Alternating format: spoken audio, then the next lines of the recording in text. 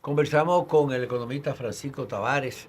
En el segmento anterior hablábamos de la necesidad de implementar recursos tecnológicos por parte de la administración Ujú. para evadir, para combatir la evasión en la República Dominicana. Y también hay una parte importante que tiene que ver con la aplicación de la justicia. O sea, que la persona que se encuentra culpable de cometer un delito de este tipo debe ser ejemplarmente sancionado. Claro. Porque para que sienta y cree un precedente en eso. Pero usted hablaba de la parte tecnológica, de cómo debe de la Dirección de Impuestos Internos de Ujú. pasar de ser una institución análoga a una institución realmente digital, porque el mundo es digital. Claro, la economía se está migrando de mecanismos y esquemas tradicionales, ¿verdad? De que se conoce el domicilio Así fiscal de es. la empresa, todo el mundo sabe dónde opera la Cervecería Nacional Dominicana, dónde, o sea, esa es la forma tradicional. Tradicional. Pero hoy, cada día más, hay empresas que funcionan en los transfronterizos. ¿Qué significa eso? Que tenemos entidades o multinacionales como Google, como Netflix, como Airbnb, como otras plataformas que son negocios mundiales y son Amazon. intermediarios, ¿verdad? Intermedian entre un servicio, alguien que oferta un servicio, alguien que lo demanda.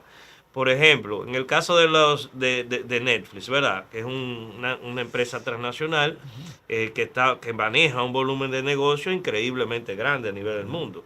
Entonces, opera en muchos países y su domicilio fiscal no es conocido por la Dirección General de Impuestos Internos. Entonces, la Dirección General de Impuestos Internos de la República Dominicana, atendiendo a las tendencias que ya se están viendo con relación a ese tipo de modelo de negocio, debe ver cómo en otros países, porque ya tengo entendido que en Uruguay existe un mecanismo Ajá. de captación de ingresos por esa Ajá. vía, en Perú, en Argentina, en Chile, o sea, los países del Cono Sur casi siempre van como en avanzada. En lo que son las innovaciones que se tienen que producir. Es decir, tenemos que buscar la manera de que la tecnología nuestra nos permita captar esos elementos, esas empresas, ¿verdad? Esa renta que se está produciendo al interno Empresa de de la servicios, economía, sí. en donde se está beneficiando un intermediario y no está pagándole realmente a la administración tributaria por ese servicio que está realmente generado a través de rentas dominicanas, o sea, de ingresos dominicanos. Igual que en muchas otras empresas, ese por Sí, un o lado. Airbnb, una serie de empresas de Por el servicios. otro lado es que ya el mecanismo de, digamos, de persecución de la evasión no puede ser a través de los mecanismos tradicionales. Es decir, vamos a escoger dos o tres empresas y le vamos a caer allá en su domicilio fiscal para ver cómo están sus De libros y forma sus cuentas. aleatoria, sí, a No, no, veces. no. Ya las administraciones tributarias modernas y lo que hacen es que hacen un cruce de información a través del flujo, ¿verdad? Que las declaraciones de Lo que impuestos ellos reportan, lo que y reciben. claro, y hacen un análisis incluso con inteligencia artificial, porque eso es una herramienta Que que facilita el te trabajo puede permitir tremendo, claro. lo que un ser humano le va a tocar quizá 2 meses Se lo hace. auscultar. Entonces, con la inteligencia artificial y ver también cómo calibrar el riesgo a través incluso del riesgo de impago de esas empresas, ustedes pueden ver, vamos a escoger a esta empresa porque tiene un nivel de riesgo más elevado de impago. Y entonces usted se focaliza en aquellas que tienen un nivel de riesgo mayor. Eso evita que la DGI y la recaudadora, igual la aduana, evite de alguna forma gastar recursos y recursos humanos y recursos financieros persiguiendo la evasión, Ujú. en donde no tiene que buscar, donde no tiene que ejercer una función en específico. Y eso por esa vía. Y tú decías algo muy importante.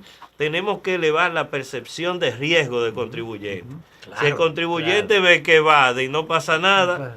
dice, esto no, esto, yo voy a seguir haciendo lo mismo porque si Ya me, se si me una cultura encuentran de eso. o es difícil que me encuentren. Entonces, elevar la percepción de riesgo implica lo que usted dice, buscar la manera de identificar quién evade y una vez que se identifique, esa persona realmente sea sancionada con todo el peso de la ley, porque el mismo código tributario establece que la evasión es una actitud deleznable, rechazable, pero también es una actitud penal.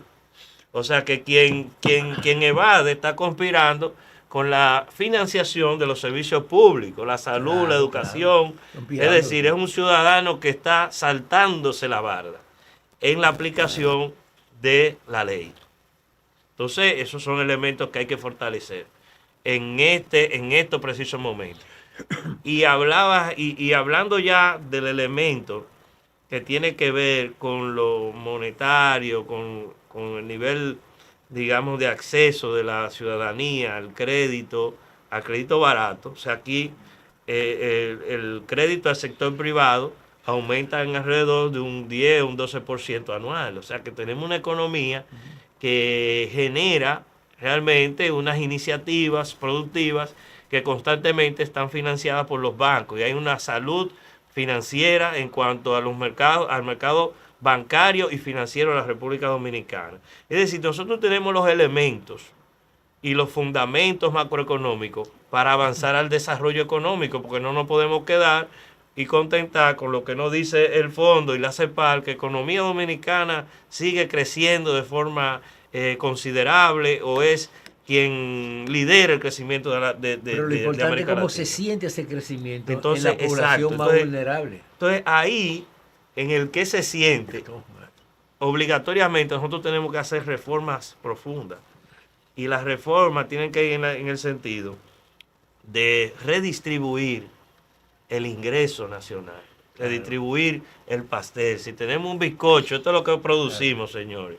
Mira, esto va para los empresarios y esto va para quien trabaja. Entonces, cuando usted reparte el bizcocho, la forma como el trabajador capta ese beneficio a través de los salarios. Claro. Si los salarios no están compensados con el nivel de productividad y con el resultado del crecimiento de la economía, ahí es que viene que dice la gente, no siento ese crecimiento.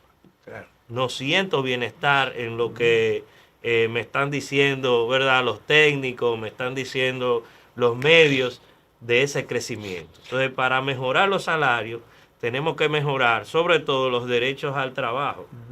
Es decir, yo creo que aquí hay que tener mejor o más organización y tejido de organización del trabajador.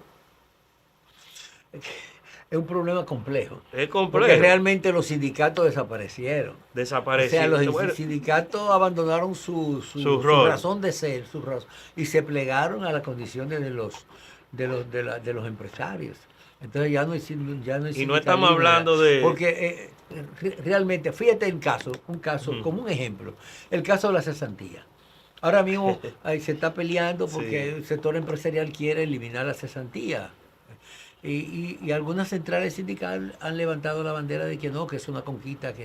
Pero tú ves otros gremios que ni siquiera se pronuncian en eso. Porque si hay un movimiento nacional de los trabajadores, para reclamar que se mantenga la cesantía, la Asociación Dominicana de Profesores podía pronunciarse en ese sentido, pero no lo hacen porque ellos tienen su privilegio. Claro. La Asociación Médica podía pronunciarse en ese sentido y sumarse a esos sectores. Tú ves, dicen, ¿por qué tanta indiferencia del mismo sector laboral? Porque eso... Pero esa es la situación. Hay un aspecto importante, Francisco, en lo que tú señalas, con algunas cosas que se deben de hacer. Desde tu punto de vista, ¿cuál sería la reforma posible en estas circunstancias? La reforma fiscal integral posible que debería promover el gobierno, o que debería llegar a un consenso y presentarse para hacerlo. Porque la necesidad de que hay que hacer la reforma, hay que hacerlo. El gobierno necesita recursos para poder atender eso, sobre todo cuando se ha planteado que el país podía avanzar un escalón hacia arriba en cuanto a su desarrollo, salir de ser un país subdesarrollado a un país en vía de desarrollo o desarrollado para la meta al 2035, ¿verdad? Sí. Entonces, ¿cómo debería ser esa reforma? ¿Podría ser una reforma gradual? ¿Podría ser una reforma radical, completa? ¿Cómo tú lo ves? ¿Y cuáles aspectos? Porque una de las cosas que más se ha criticado el problema de las exenciones.